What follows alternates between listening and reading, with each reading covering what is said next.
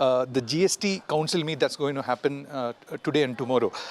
Krishna Bairegowda, Revenue Minister, is representing Karnataka, and he has said that because of this GST system, around 70,000 crore the Karnataka has incurred loss, and with an additional 15,000 crore, what is he expecting from the union government, and what does the ruling Congress want from the GST Council meet? See, when under a federal structure earlier, commercial taxes, the state government had a large say in it, and we could tax it according to our needs. But unfortunately, when we supported the GST, which we are in favor of GST, it becomes the responsibility of the union government to ensure that the states don't suffer. We are for reform, we are for rationalization. And of course, Rahul Gandhi ji has been at the forefront of saying that GST is the most complicated tax. It became a burden on our people, and it should be simplified and make it a single tax. So obviously, that is something that we all need to work towards. And rationalization that is taking place now is something that I'm sure it is a welcome thing, but it should have been done earlier and in a more scientific manner. But what is most important is when we all agreed to become part of the GST Council and the GST system, the states were supposed to be protected by the center, because we are giving up a lot of our rights and flexibility to the center, our powers to the center.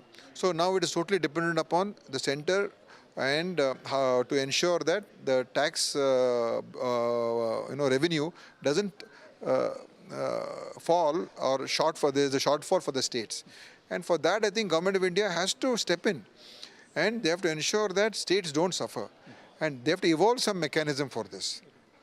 See, on one side they are putting in cesses and surcharges and denying states the share.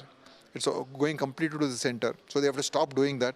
They have to ensure that every money that comes to the center has to go through a system where it is devolved to the states, and some other mechanism needs to be evolved. Otherwise, Karnataka, as it is, has suffered tremendously because of this.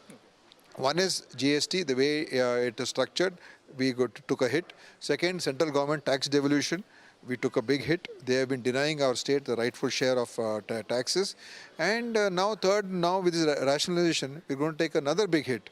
So how will the state survive in terms of ensuring that our people get welfare schemes and development takes place and infrastructure is built up? So this is something that Government of India has to look into, and the GST Council has to take cognizance of this and ensure that the central government, union government, steps in.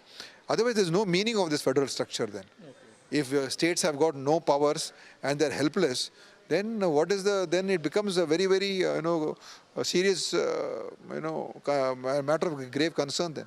Okay. Sir, Finance Minister Nirmala Sitharaman has said that this rate cut is there for around 175 items, and which ranges from cars to soaps to air conditioners. So your take on that? See, I am saying rationalization is good. We are always, Rahul Gandhi ji has been very clear that just GST was so complicated, the architecture of the GST itself was wrong in the first place. So we said it should be a simple tax. It should be a good and simple tax. That's what GST should stand for.